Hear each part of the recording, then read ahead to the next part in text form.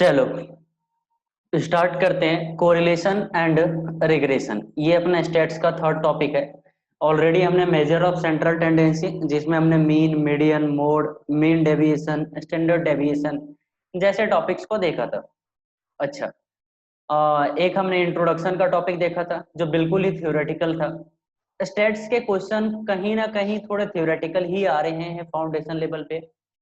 उसके बाद आज हम लोग थर्ड टॉपिक देखने जा रहे हैं। इससे भी काफी हद तक 5 क्वेश्चन तो आते ही आते हैं। 5 to 8 क्वेश्चन इस चैप्टर का भी वेटेज है। तो ये चैप्टर का भी थ्योरी और थोड़ा बहुत आपको बेसिक प्रैक्टिकल मालूम होना चाहिए। ऑब्वियसली जो हम लोग क्लास में पढ़ेंगे that will be more than enough.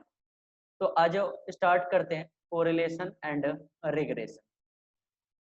Correlation and regression में देखो काफी सारे छोटे छोटे 4-5 टॉपिक्स हैं। सबसे फर्स्ट यहाँ पे आता है कि हमने एक डेटा पढ़ा था, ग्रुप्ड डेटा, अनग्रुप्ड डेटा। ऐसे ही एक होता है वाइब्रेट डेटा। वाइब्रेट डेटा के हम डीप नहीं, पूरा एग्जाम ओरिएंटेड अगर मैं बात करूं तो देखो, वाइब्रेट डेटा का मतलब होता है जब दो वेरिएबल को at a same point of time collect किया जाता है। मतलब P को भी और Q को भी, दोनों को साथ साथ, X को भी Y को भी, X प्लस वाई नहीं, X into Y, X into Y. तो जब दो वेरिएबल को at a same point of time दो वेरिएबल को कलेक्ट किया जाता है तो उसको बोला जाता है वाइब्रेट डेटा। लेट्स से अगर P प्लस Q क्वालिफिकेशन है तो टोटल नंबर ऑफ सेल यहाँ पे P प्लस Q नहीं होगा, यहाँ पे P और Q होगा। P प्लस Q कभी भी नेगेटिव नहीं हो सकता, ये ध्यान रख लेना। ऑब्वियसली दो का अगर आप यहाँ पे दो डेटा जो eight a same point of time उठा रहे हो, वो उसमें से P प्लस Q कभी भी नेगेटिव नहीं होना चाहिए। अच्छा, ये जीरो हो सकता है क्या? बिल्कुल, पॉजिटिव होना ही होना है। अब अगर मैं बात करूं मैक्सिमम नंबर ऑफ कंडीशनल, एक होता है कंडीशनल डिस्ट्रीब्यूशन, एक होता है marginal distribution. Conditional distribution, marginal distribution, दोनों में सिर्फ क्लासिफिकेशन का फर्क होता है। अगर आपको स्टडी मटेरियल में दिखाऊं मैं कि कंडीशनल डिस्ट्रीब्यूशन क्या है, मार्जिनल डिस्ट्रीब्यूशन क्या है, तो देखो कैसे इसको डिनोट किया जाता है। ये है आपका मार्जिनल डिस्ट्रीब्यूशन, मार्क्स कितने हैं, नंबर ऑफ स्टूडेंट्स कितने हैं। और ये है आपका कंडीशनल डिस्ट्रीब्यूशन। दोनों में डिफरेंस क्या है? तो देखो 0 to 4 4 स्टूडेंट है, 4 to 8 12 स्टूडेंट है, यहाँ पे 0 to 4 2 स्टूडेंट है। तो जो कंडीशनल डिस्ट्रीब्यूशन होता है ना, उसमें क्या करता है, 0 और 4 इन दोनों को रिमूव कर दिया जाता है। अब देखो मार्जिनल, मार्जिनल डिस्ट्रीब्यूशन में अगर मैं यहाँ पे बात करूं, आप बस इतना समझ लो 0 to 4 तो आपका 0 भी काउंट होगा, 4 भी काउंट होगा। 4 to 8 तो आपका 8 भी काउंट होगा, 4 भी काउंट होगा। तो कहीं ना कहीं कंडीशनल डिस्ट्रीब्यूशन एक बेटर डिस्ट्रीब्यूशन होता है। उसके बाद अब अगर थ्योरेटिकल में बात करूं तो मार्जिनल डिस्ट्रीब्यूशन में मैक्सिमम कितना नंबर हो सकता है? ऑब्वियसली एक टेबल, दो टेबल। अगर कंडीशनल डिस्ट्रीब्यूशन की बात करूं तो P को भी जोड़ो, Q को भी जोड़ो, तो P प्लस Q। तो ये याद रख लो, maximum number of marginal distribution, marginal distribution in the sense P into Q, वो 2 होगा। Maximum number of conditional distribution ये भी P इंटू Q होगा, लेकिन यहाँ पे मैक्सिमम नंबर होगा P प्लस Q। ठीक है, इतना क्वेश्चन आपका ज्यादा से ज्यादा वाइब्रेट डेटा के ऊपर आ सकता है, वाइब्रेट डेटा के ऊपर एमसीक्यूज में। अब आता है टॉपिक आपका कोरिलेशन। ये जो मैंने लिखा है ये ध्यान से पढ़ना।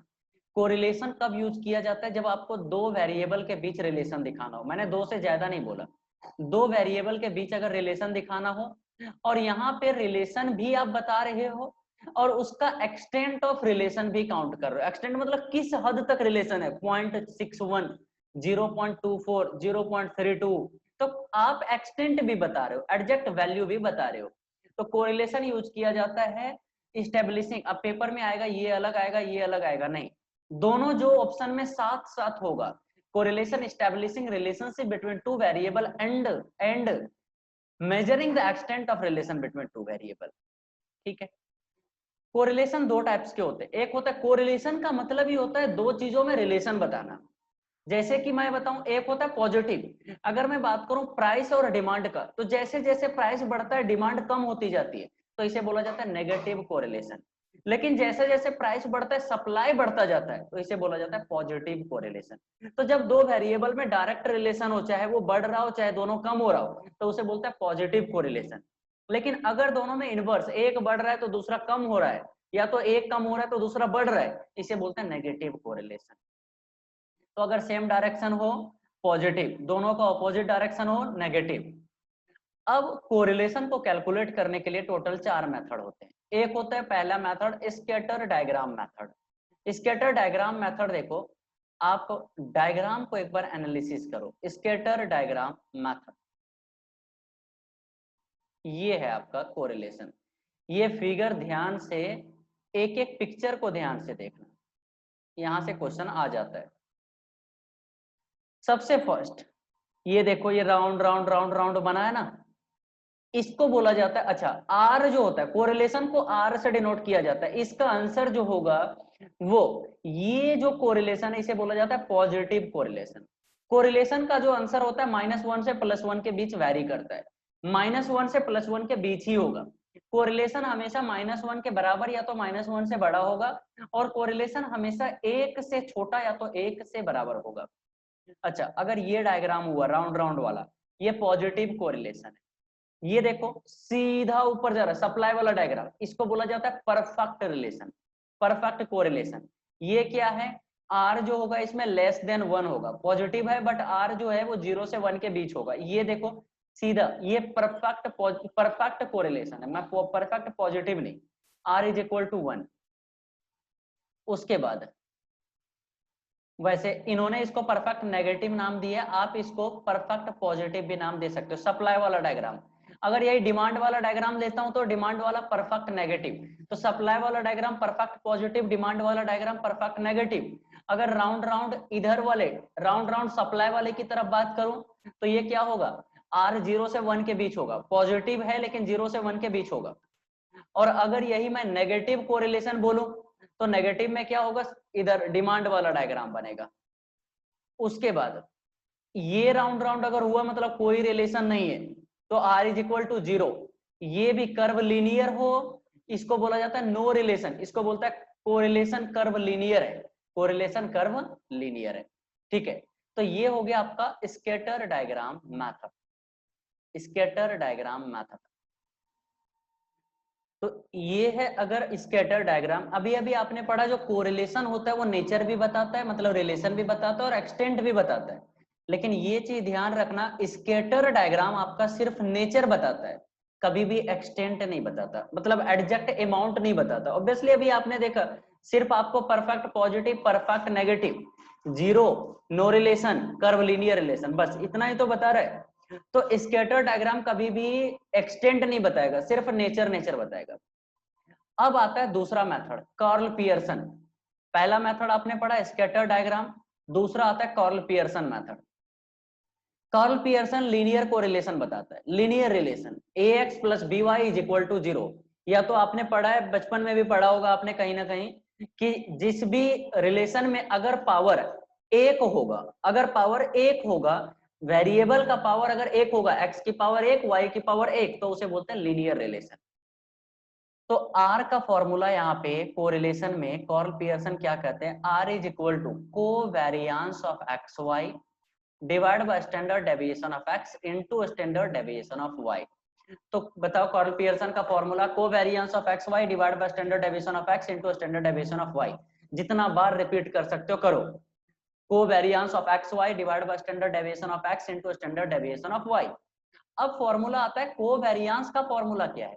तो कोवेरियंस का फॉर्मूला है, देखो आपको x दिया होगा मान लो पेपर में, y दिया होगा, बोलेगा कि इसके बीच कोरिलेशन निकालो, मान लो यहाँ 2 4 3 2 ऐसे दे दिया।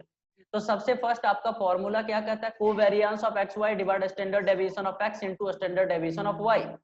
और कोवेरियंस का फॉर्मूला होता है समेशन एक्स वाई, मतलब पहले एक्स वाई करो, इसका समेशन करो, तो यहाँ पे आ गया 14 डिवाइड बाय n, n कितना है 1 2, मतलब total number of terms, total number ये कितना है तो 2, माइनस x का मीन निकालो, x का मीन कितना आएगा 2 + 4 6 डिवाइड बाय 2 3 आ जाएगा, इनटू y का मीन, तो 3 प्लस इसको 3 प्लस 2, तो y का मीन जब कैलकुलेट करोगे 2.5 आ जाएगा। ये आपका आ गया कोवेरियंस। सॉल्व कर लो। तो r का formula covariance of X Y divide standard deviation of x into y, standard deviation of y।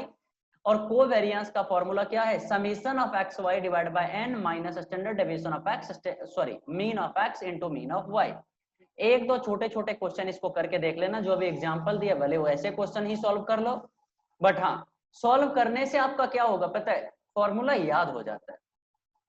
अच्छा, कोवेरियंस का फॉर्मूला आपने देख लिया। स्टैंडर्ड डेविएशन का फॉर्मूला अभी पिछले चैप्टर में मेजर ऑफ सेंट्रल टेंडेंसी में आपने देख रखा है। स्टैंडर्ड डेविएशन का फॉर्मूला समेशन ऑफ एक्स का स्क्वायर। मतलब अगर इसी क्वेश्चन की बात करो जो हमने अभी अभी देखा, तो आपको x दिया होगा लेट से 2 4, y दिया होगा 3 2। समेशन ऑफ x का स्क्वायर मतलब पहले x का स्क्वायर करो, तो x का स्क्वायर 2 2 जा 4 4 4 जा 16, उसका समेशन यहाँ पे लिखो। n अभी भी 1 2 रहेगा और मीन का स्क्वायर कर दो उसका रूट अंडर। ये आपने पहले भी पढ़ा है। Standard deviation of x is equal to summation of x का square divide by n minus mean का स्क्वायर, मीन ऑफ x का स्क्वायर। y होगा तो जहां जहां x है वहां y लगा दो। और स्टैंडर्ड डेविएशन का एक कोरिलेशन का एक ये फॉर्मूला भी इंपॉर्टेंट है आपके पेपर के लिए। मे भी ऐसा बहुत बार हुआ है आपके पेपर में सब कुछ दे दे, बस आपको पुट अप करना है।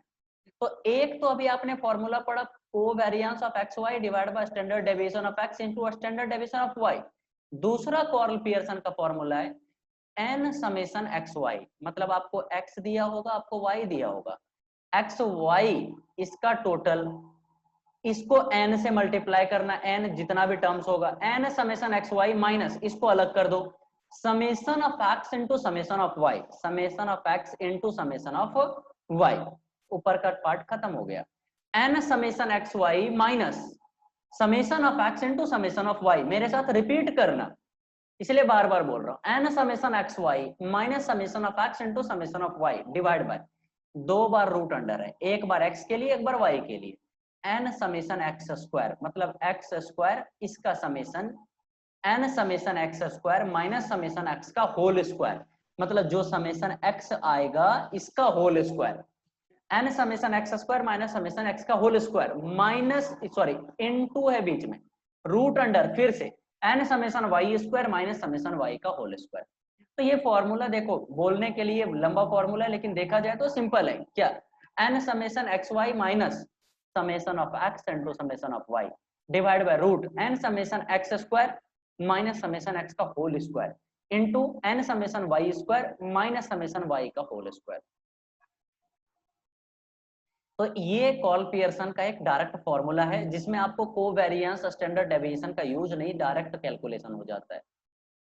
कोरिलेशन ऑफ कोएफिशिएंट को कुछ फॉर्मूले होते हैं जो आर आप कैलकुलेट करो, यूनिट फ्री मेजर है, कोई केजी ग्राम ये सारी चीजें नहीं होती इसकी। तो आर जो है वो एक यूनिट फ्री मेजर है। R not changes. अच्छा, अगर आप ओरिजिन और स्केल चेंज कर दो तो कभी भी आर का वैल्यू चेंज नहीं होगा। ओरिजिन और स्केल का मतलब क्या बताया था? एक्स के जगह और वाई के जगह अगर कुछ दूसरा डिजिट लिख दो यू और वी, तो आर का वैल्यू कभी भी चेंज नहीं होगा। तो ओरिजिन और स्केल के चेंज होने की वजह से आर कभी भी चेंज नहीं होगा। आर का आंसर हमेशा -1 और +1 के बीच में होगा। ठीक है, अब दूसरा फॉर्मूला आपका कार्ल पियर्सन का कंप्लीट हो गया। तीसरा आ जाओ रैंक कोरिलेशन, स्पीयरमैन का रैंक कोरिलेशन। रैंक कोरिलेशन में क्या है? सबसे फर्स्ट ये एट्रीब्यूट बताता है। एट्रीब्यूट का मतलब किसी की क्वालिटी। ऑब्वियसली आप रैंकिंग दे रहे हैं, आप रैंकिंग दे रहे हैं। अगर मान लो आपको x पता है, y पता है, आपको पेपर में मान लो किसी स्टूडेंट का मार्क्स दे दिया और बोला रैंक कोरिलेशन निकालो, तो x को यूज कर ले पहले रैंक 1 निकाल लो और y को यूज करके रैंक 2 निकाल लो। मान लो ये 4 6 8 दिया है, ये 2 3 9 दिया है, 4 ऐसे लिखो 4 8 6 दिया है, 2 9 1 दिया है। तो दोनों का रैंक, x का रैंक दो असेंडिंग या डिसेंडिंग ऑर्डर में। 4 को दे दो 1, 6 को दो 2, 3 को दो 8 को दो 3।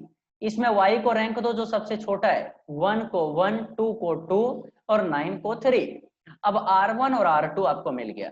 अगर पेपर में आपको R1 R2 रैंक दिया है तो रैंक मत कैलकुलेट करो, एहसान हो गया है। और अगर आपने रैंक नहीं दिया है तो रैंक पहले कैलकुलेट करो, रैंक कोरिलेशन आसान है, आप रैंक निकाल लो पहले।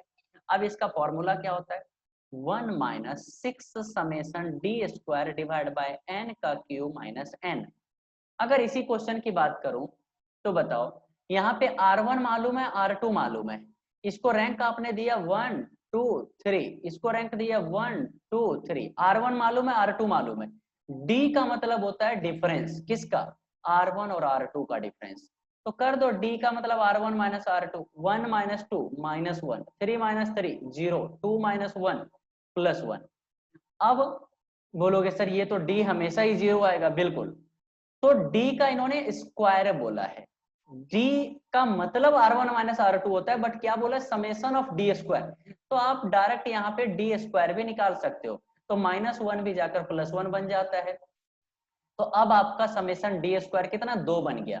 तो 1 minus 6 into 2 divide by n का क्यूब, n कितना, 1 2 3, तो 3 का क्यूब माइनस 3। तो इसका मतलब क्या, अगर रैंक दिया है तो रैंक मत कैलकुलेट करो, रैंक नहीं दिया तो फर्स्ट आप रैंक कैलकुलेट करो।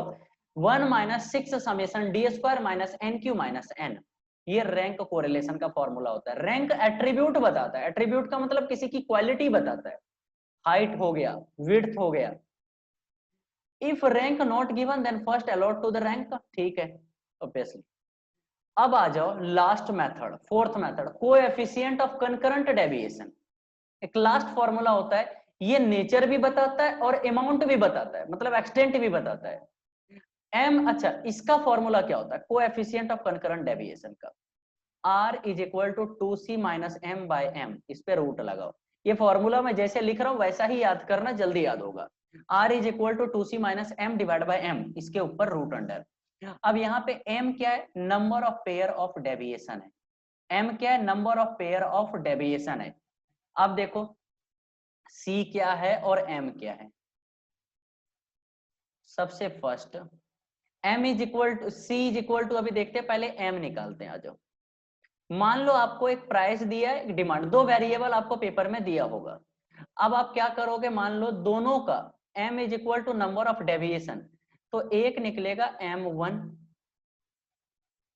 ठीक है, और एक निकलेगा आपका M2, ठीक है। आ जाओ बुक का एग्जांपल ले लो, एक काम करो डायरेक्ट, रैंक कोरिलेशन, रैंक नहीं सॉरी, कंकरेंट डेविएशन। ये छोटे छोटे एग्जांपल खासकर कर लेना, सिर्फ फॉर्मूला जो दिया है उस पर पुट करना है कहीं ना कहीं।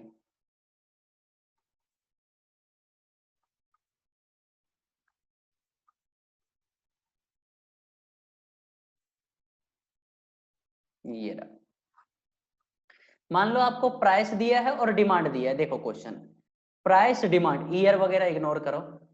अब पहले तो आप कैसे एम निकालोगे और क्या, देखो एम का मतलब होता है number of pair of deviation, number of pair of deviation.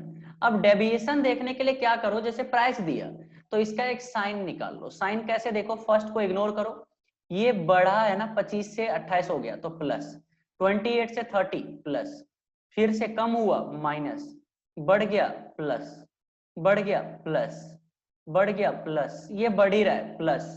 Demand का देखो, पहले को इग्नोर करो, कम हो गया माइनस, बढ़ गया प्लस, कम हो गया माइनस माइनस। तो ऐसे करके पहले क्या करो, दोनों वेरिएबल का डेविएशन निकाल लो। दोनों वेरिएबल का आपने डेविएशन निकाला। अब m is equal to number of pair of deviation. अब नंबर ऑफ पेयर कैसे बनाओगे, तो देखो पेयर कैसे बनाओगे, ये एक पेयर हो गया प्लस प्लस का, जहां जहां पे साइन हो रहा है, ये दूसरा पेयर, तीसरा पेयर, चौथा पेयर, पांचवा पेयर, छठा पेयर, 6 पेयर टोटल बन गए जहां भी। अब ये देखो, क्योंकि पॉजिटिव था, नेगेटिव का एक पेयर, फिर सारा पॉजिटिव एक में आ गया, फिर नेगेटिव पॉजिटिव, फिर नेगेटिव एक पेयर में आ गया। लेकिन जब भी आप पेयर को एनालाइज करो, अगर 8 आए तो 9 लिखो, 6 आए तो 7 लिखो, क्यों, क्योंकि फर्स्ट को हम इग्नोर कर रहे हैं। तो m इज इक्वल टू आपका 7 हो गया। अब c का मतलब क्या है, इन दोनों को मल्टीप्लाई कर दो, प्रोडक्ट ऑफ डेविएशन। प्रोडक्ट देखो, फर्स्ट को तो इग्नोर करो, अब plus minus minus, plus plus plus, minus minus plus. अब जो भी आपने प्रोडक्ट निकाला उसमें से पॉजिटिव साइन कितना है? 2, तो C इज इक्वल टू 2। बताओ, अब फॉर्मूले में कुछ बचा ही नहीं, R is equal to 2C minus M divide by M, इसका रूट अंडर, बताना, root under 2 into C is equal to positive concurrent deviation आपका 2 आ गया, M 7 आ गया, डिवाइड बाई 7, R आ गया, वैल्यू पुट कर लो। R का वैल्यू हमेशा -1 और 1 के बीच होगा। अब यहां पे आपका कोरिलेशन डन होता है। अच्छा, अगर दो चीजों में कोई रिलेशन ना हो तो उसको कोई रिलेशन नहीं बोला जाता। जैसे कि प्राइस डिमांड बोला डायरेक्ट, प्राइस सप्लाई बोला डायरेक्ट, प्राइस डिमांड आपका नेगेटिव। अगर मैं बोलूं जूते की साइज और हमारा हाइट, इसमें कोई रिलेशन है क्या? बिल्कुल नहीं, तो इसे बोला जाता है नो रिलेशन। और अगर कोई दो चीजों में कोई रिलेशन ना हो तो उसे बोलते हैं स्पूरियस कोरिलेशन। ये चीज और ध्यान रखो, अगर y is equal to A plus B X है, तो अगर b मोर देन 0 होगा तो ऑब्वियसली पुट करके देखो ना, b अगर मोर देन 0 होगा तो आंसर जो आएगा वो 1 के बराबर आएगा। अगर a माइनस बी एक्स होगा तो देखो यहाँ पे माइनस बी है, इसका मतलब r जो होगा वो नेगेटिव होगा। तो यहाँ पॉजिटिव तो r पॉजिटिव, यहाँ नेगेटिव तो r नेगेटिव। पेपर में ऐसा क्वेश्चन आए डायरेक्ट टिक करो। मैग्नीट्यूड कौन बताता है? मैग्नीट्यूड का मतलब एडजेक्ट वैल्यू, आपका कार्ल पियर्सन बता रहा है, ठीक है। मैग्नीट्यूड रैंक बताता है, प्रोडक्ट मूवमेंट बताता है, तो कौन नहीं बताता है बताओ? कार्ल मतलब मैग्नीट्यूड सिर्फ कौन नहीं बताता? स्कैटर डायग्राम मेथड नहीं बताता। अब आता है रिग्रेशन, यहां तक कोरिलेशन था, अब आ जाओ रिग्रेशन। रिग्रेशन में दो इक्वेशन की चर्चा की जाती है और कुछ भी नहीं। रिग्रेशन में दो इक्वेशन की चर्चा की जाती है, एक इक्वेशन होता है y ऑन x और एक होता है x on y। y on x का इक्वेशन का मतलब होता है y ऑन x, मतलब y is equal to a plus B X. और यही अगर मैं बात करूं x ऑन y, तो इसका मतलब होता है x is equal to a plus B Y. अब आपका यहाँ पे क्वेश्चन क्या आता है कि b का वैल्यू क्या है, क्योंकि किसी भी इक्वेशन में x और y तो होंगे ही होंगे। अब b का यहाँ पे मतलब क्या है, आपको पूरा भी सॉल्व करना बता रहा हूं। तो b का मतलब यहाँ पे covariance of X Y divide by standard deviation of x का स्क्वायर। अभी अभी आपने पढ़ा था r का एक कार्ल पियर्सन में formula, r is equal to covariance of X Y divide by standard deviation of x into standard deviation of y। लेकिन यहाँ पे क्या है, b is equal to covariance of X Y divide by standard deviation of x का square, ठीक है। Covariance का formula ध्यान रखना। अब covariance of X Y divide standard deviation of x का स्क्वायर, इसके अलावा इसका एक और फॉर्मूला है आर। अगर आपको पेपर में दिया हो, ये जो फॉर्मूले हैं ये आपको कहीं ना कहीं पेपर में जब इनपुट दिया हो तो आंसर हेल्प होगा कैलकुलेट करने में। मान लो कोरिलेशन दे दिया, तो बी का फॉर्मूला होता है R into standard deviation of Y divide by standard deviation of X. y on x है अगर, तो r into standard deviation of y by x लिखो, standard deviation of y by standard deviation of x। y on x अगर है तो यही अगर मैं बात करूं x ऑन y, तो देखो यहाँ पे a plus B Y covariance of X Y divide by standard deviation of y का स्क्वायर बोलो। और अगर मैं वो फॉर्मूला बोलूं b का जो अभी अभी ऊपर पढ़ा, तो क्या r into standard deviation of x bye standard deviation of y हो जाएगा, ठीक है। कोवेरिएंस ऑफ एक्स वाई आपने पढ़े लिया, summation of X Y divide n minus mean of x mean of y। Standard deviation of x आपने पढ़े लिया। अच्छा बोलोगे सर यहाँ तो रूट नहीं लगाया, क्योंकि हमने स्क्वायर लगा दिया। बताओ स्टैंडर्ड डेविएशन ऑफ x का square, standard deviation of x, यहाँ तो रूट ऑफ लगाओ। तो स्टैंडर्ड डेविएशन के फॉर्मूले पे ध्यान रखना। r का मतलब क्या होता है, अभी अभी आपने पढ़ा b इज इक्वल क्या कहते हैं बी एक्स वाई, क्या होता है बी एक्स वाई मतलब x on y। B X Y का मतलब है regression equation x on y, और बी वाई एक्स का मतलब है regression equation y on x। अगर बी एक्स वाई और बी वाई एक्स दोनों को मल्टीप्लाई करके रूट कर दो तो वो आ जाता है r, वो आ जाता है कोरिलेशन। एक आपका लास्ट में अच्छा इस रिग्रेशन इक्वेशन का एक बार देखो क्वेश्चन यहाँ पे, क्योंकि एक a भी एक वेरिएबल आता है, वो डायरेक्ट क्वेश्चन से देखो। मान लो x दिया है y दिया है, बोला दो रिग्रेशन एस्टिमेट करो। अब देखो सबसे फर्स्ट आपका बताओ, रिग्रेशन इक्वेशन अगर डिटेल्ड में सॉल्व करना हो तो फॉर्मूला क्या होता है? पहले अगर मैं बात करूं y ऑन x की, तो covariance of X Y divide by standard deviation, covariance of X Y divide by standard deviation of x का स्क्वायर। और कोवेरिएंस ऑफ एक्स वाई का formula summation X Y divide by n minus x का mean y का mean. तो जो भी आपको x Y दिया है, इसका एक्स वाई कर लो, एक्स और वाई दोनों को मल्टीप्लाई करके टोटल आपको समेशन एक्स वाई मिल गया। एन आपको पता ही है, 1 2 3 4 5 6, एन तो 6 है, minus mean of x, mean of x का मतलब 34 डिवाइड बाय 6, और मीन ऑफ वाई का मतलब 56 डिवाइड बाय 6। ये सब चीजें बहुत सिंपल है, आपको पता है। तो कोवेरिएंस ऑफ एक्स वाई आपने निकाल लिया। अब चाहिए आपको स्टैंडर्ड डेविएशन ऑफ एक्स का स्क्वायर। वो भी आपने क्या करना है, समेशन ऑफ एक्स का स्क्वायर डिवाइड बाय, बताओ स्टैंडर्ड डेविएशन ऑफ एक्स का फॉर्मूला क्या होता है? फिर से रिपीट कर रहा हूं मैं, root under standard sorry mean summation of x का square divide by n minus mean का स्क्वायर। अब अगर स्टैंडर्ड डेविएशन ऑफ एक्स का स्क्वायर चाहिए तो रूट हटा दो, समेशन ऑफ एक्स का स्क्वायर। अब आपके पास सब कुछ तो है, एक्स का स्क्वायर करो, जो एक्स दिया है उसका समेशन कर दो, एन 6 है, एक्स का मीन आपको पता है, उसका स्क्वायर कर दो। ऐसे ही स्टैंडर्ड डेविएशन ऑफ y का स्क्वायर भी निकाल दो, क्योंकि आपको दोनों इक्वेशन निकालना है, बी वाई एक्स बी और बी एक्स वाई बी, और फिर पुट कर दो। अब देखो पुट जब करोगे तो y ऑन x का मतलब y is equal to A plus B X, ध्यान से सुनते जाना। b का मतलब covariance of X Y divide by standard deviation of x का स्क्वायर, पुट करके b निकाल लिया आपने। a कैसे निकलेगा? y का फॉर्मूला होता है a प्लस बी एक्स, आपने b निकाल लिया। अब a कैसे निकलेगा अगर आपको, तो a का मतलब होता है y का मीन माइनस बी एक्स का मीन। ये ध्यान रखना, ये छोटे छोटे फॉर्मूले जितनी बार रिपीट करना पड़े करो, या तो इस वीडियो को रिपीट करो। a is equal to Y का मीन माइनस बी एक्स का mean, a is equal to, ये y ऑन x का फॉर्मूला बता रहा हूं, a is equal to Y का मीन माइनस बी एक्स का मीन। ठीक है, यही अगर मैं बोलता x ऑन y तो ये फॉर्मूला बदलेगा। चलो अब इक्वेशन देखो, ऐसा कुछ बन गया। अब अगर आपको पेपर में x दिया हो तो बोलेगा y क्या होगा, तो आपको x दिया, क्योंकि अगर आपको x देकर y पूछे तो a थोड़े दिया होगा, a निकालना पड़ेगा। a का फॉर्मूला y का मीन माइनस बी एक्स का mean, y on x, a is equal to y का मीन माइनस बी एक्स का मीन, ध्यान रखना। तो x दिया तो y पुट करके निकाल लो। ऐसे ही अगर x ऑन y की बात करूं मैं, तो formula covariance of X Y divide standard deviation of y का स्क्वायर, और अगर a निकालना होगा x ऑन y का, तो वहां क्या था, y का मीन माइनस बी एक्स का मीन, अब बनेगा x का मीन माइनस बी वाई का मीन। b आप निकाल ही लोगे, x का मीन आप निकाल लोगे, y का मीन निकाल लोगे, a आ गया। तो ये क्वेश्चन एक रिग्रेशन का 18.15 एग्जांपल है। अब आ जाओ प्रोबेबल एरर। एक लास्ट आपका पेपर में 1 मार्क्स के अगर पेपर है आपके एमसीक्यूज है, तो कहीं ना कहीं ऐसे क्वेश्चन आ जाते हैं। प्रोबेबल एरर का डायरेक्ट फॉर्मूला आप सुन लो, 0.674। एक्चुअली होता क्या, 2/3 होता है। जब इसको सॉल्व करोगे तो समथिंग यही आएगा, 0.674 इंटू 1 माइनस आर का square divide by root under N, N is equal to number of terms, R is equal to correlation.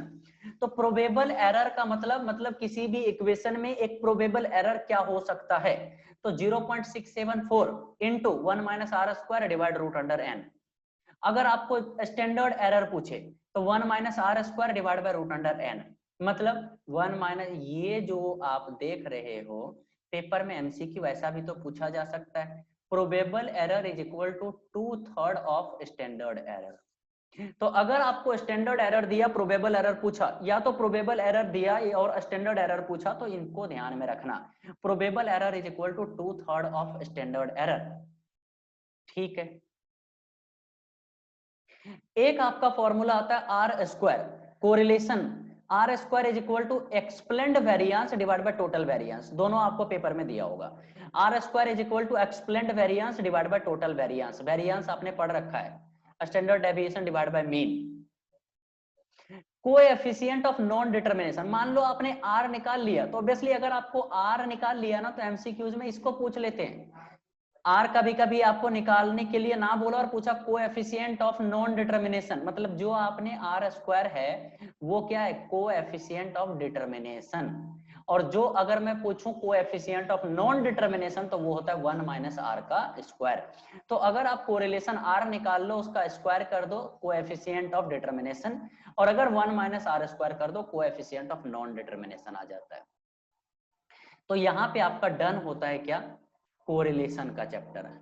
MCQs की अगर मैं बात करूं तो देखो जो मैंने कहीं ना कहीं पढ़ाया है उसी में से ही एमसीक्यूज होंगे। ये सब तो वाइब्रेट डेटा के ऊपर है, ये कोरिलेशन है, ये सब आप कर ही लोगे। जो थ्योरेटिकल वाली चीजें हैं वो मैंने सारी इसमें कवर कर ही दी है। प्रैक्टिकल आपका फॉर्मूला बेस्ड है। जैसे कि देखो if for two variable covariance variance दिया है, कोवेरिएंस और वेरिएंस दिया है, what is the value of correlation. अब बताओ आर का फॉर्मूला अभी अभी आपने क्या पढ़ा था, covariance of X Y divide by standard deviation of X into standard deviation of Y. अब कह रहा है कि कोवेरिएंस दिया है 40, ऊपर पुट करो 40, और वेरिएंस ऑफ एक्स वाई दिया है 16 और 256। वेरिएंस क्या होता है, स्टैंडर्ड डेविएशन का square is equal to variance. आपको अगर स्टैंडर्ड डेविएशन ऑफ एक्स चाहिए तो क्या करोगे, रूट अंडर वेरिएंस, क्योंकि वेरिएंस क्या होता है, स्टैंडर्ड डेविएशन का स्क्वायर। तो root under 16 4, standard deviation of X 4 हो गया, स्टैंडर्ड डेविएशन ऑफ वाई 256 का रूट 16, पुट कर दो, जो ऑप्शन ठीक है लिख दो। तो ऐसी चीजें आपके पेपर में आएगा। उसके बाद if covariance of X Y 15 दिया है तो रेस्ट्रिक्शन क्या पुट करना पड़ेगा, स्टैंडर्ड डेविएशन। मतलब देख रहे हो ऐसे लेवल तक ये लोग चले जाते हैं। आर का फॉर्मूला क्या है, देखना कहां से कहां लिंक हो रहा है, पढ़ने का लेवल आपको पता चलेगा। ये फॉर्मूला होता है आर का, ठीक है। इन्होंने बोला कोवेरिएंस में 15 दे रहा हूं, अब नीचे क्या रेस्ट्रिक्शन लगाओगे खुद सोचो। आर का जो आंसर होता है वो -1 या -1 के बराबर या तो बड़ा होगा और +1 से छोटा या तो बराबर होगा। तो बताओ अगर यहाँ 15 आ गया, सारा ऑप्शन पढ़ो, नो रेस्ट्रिक्शन तो नहीं। प्रोडक्ट ऑफ स्टैंडर्ड डेविएशन मतलब ये दोनों का प्रोडक्ट जो होगा शुड बी मोर देन 15। अगर मोर देन 15 मान लो यहाँ 20 लिखता हूं मैं, तो जो आंसर आएगा वो क्या आएगा, सोचो 0 पॉइंट समथिंग आएगा। बिल्कुल ठीक है, शुड बी लेस देन 15। अगर लेस देन 15 लिखोगे तो आंसर आएगा 1 से ऊपर। कोरिलेशन का आंसर कभी भी 1 से ऊपर नहीं हो सकता। कहता है सम ऑफ, सम की बात ही नहीं होती, तो ये रहा इसका जो प्रोडक्ट है वो 15 से ऊपर जाना चाहिए, तभी तो आंसर 0 पॉइंट समथिंग आएगा, ठीक है। तो ऐसे क्वेश्चन आपको सब कुछ मैंने बता रखा है। देखो y is equal to a plus B X दिया है, तो कोएफिशिएंट ऑफ कोरिलेशन क्या होगा, ऑब्वियसली बताया था ना प्लस b, तो 1 होगा। उसके बाद r दे रखा है, बोला कोएफिशिएंट ऑफ नॉन डिटर्मिनेशन क्या होगा, 1 माइनस आर स्क्वायर कर दो, 1 माइनस आर स्क्वायर कर दो। तो देखो आप डिटेल्ड वाले क्वेश्चन को फॉर्मूले पे पुट करोगे कर लोगे, लेकिन पेपर में डिटेल्ड नहीं आने वाला। अब इस बार का आरटीपी भी आ गया, उसमें भी कुछ ऐसे ही क्वेश्चन आप होंगे आपके, आप देख लेना उसको। या तो एक बार मैं आपको इस चैप्टर का गो थ्रू करवाता हूँ आरटीपी, सॉरी आरटीपी नहीं एमटीपी आप देख लेना, क्योंकि आरटीपी तो आपके एमसीक्यूज के तो आते ही नहीं, आरटीपी एमसीक्यूज के आते ही नहीं। तो आपने क्या करना है, सिंपल आप कोरिलेशन रिग्रेशन के आप सब कुछ ना भी करो तो मैथ्स वाले पोर्शन के लिए अपने स्टडी मटेरियल पे जबरदस्त कमांड बनाकर रखो। बिलीव मी, स्टडी मटेरियल पे ऐसा कमांड बनाकर अगर आपने रख लिया कि हाँ आप स्टडी मटेरियल कर पा रहे हो, कॉन्सेप्चुअल जो मैंने पढ़ाया वो सब आपको आ रहा है, श्योरली आप मैथ्स में एग्जामिनेशन स्कोर कर लोगे, ठीक है। तो आज अपना स्टेट्स का 3 चैप्टर देखो, रीजनिंग आपने करना है आपको बता दिया है, मैथ्स का एक टॉपिक और मैं एक चैप्टर और अभी अपलोड करूंगा, मैथ्स का शेयर करूंगा मैं एक लेक्चर। स्टेट्स का अपना 3 अच्छे अच्छे चैप्टर हो गए हैं। स्टेट्स का अगर मैं टोटल टॉपिक की बात करूं तो देखो कितने चैप्टर आप में हैं। हमने चैप्टर 1 14 कर लिया है, 15 हो गया है और 18 हो गया है। हम अभी चैप्टर नंबर 19 और 17 और 16 ये 3 चैप्टर अपने रह रहे हैं। तो ये 3 चैप्टर तो धीरे धीरे अपने को करना है। तो अब कहीं ना कहीं अब बर्डन नहीं है, अब अपने पास बर्डन नहीं है। 2 चैप्टर और करने के बाद आप आराम से पूरा का पूरा पेपर अटेम्प्ट करना शुरू कर दो, ठीक है। तो पहले हम लोग मैथ्स ही कवर करेंगे पूरा का पूरा, उसके बाद ही मैं दूसरे पेपर का कुछ भी बताऊंगा। चलो रिवीजन करो। Bye bye.